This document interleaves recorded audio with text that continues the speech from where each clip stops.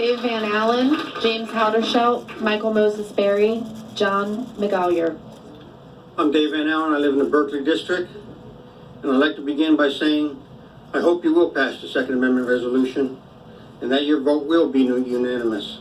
Because if it is, it'll be a message to Richmond, and it'll be a vote that upholds your oath to support and to defend the Constitution of the United States.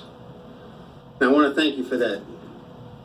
I know this resolution is primarily symbolic, but so was our Declaration of Independence. Because if we had lost the war, the signers of the Declaration would have been hung. But ever since the 1700s, this country has defeated tyranny time and time again, and we will continue to defeat it with resolve, defiance, and the law of the land on our side. The left is hell-bent on tearing the fabric of this country apart. Excuse me. They started with the demonizing of law enforcement and the rule of law. Thanks to their efforts, police and sheriff departments are having a hard time recruiting.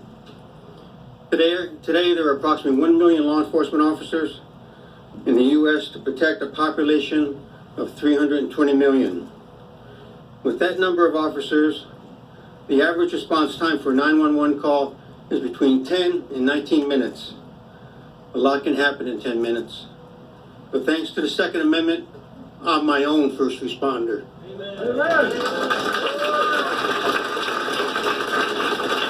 Always have been, always will be, no matter what the politicians in Richmond may do.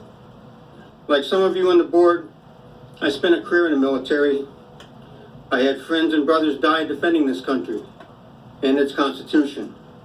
So in honor of their sacrifice, I will never comply with any unconstitutional laws the leftists in Richmond may pass, and will do whatever I can to defeat their efforts. So help me God. Before Abraham Lincoln became our 16th president, he once gave a speech where he warned of the dangers of loss of freedom in this country. He said, and I quote, "Shall we expect some transatlantic military giant to step the oceans and crush us at a blow? Never. At what point then is the approach of danger to be expected? I answer, if it ever reach us, it must spring up amongst us. It cannot come from abroad. If destruction be our lot, we must ourselves be its author and finisher. As a nation of free men, we must live through all time or die by suicide."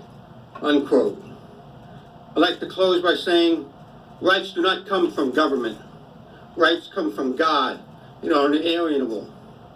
The Bill of Rights and the Constitution just protect our God-given rights. Therefore, government Sir, can't limit... your time is up. All right,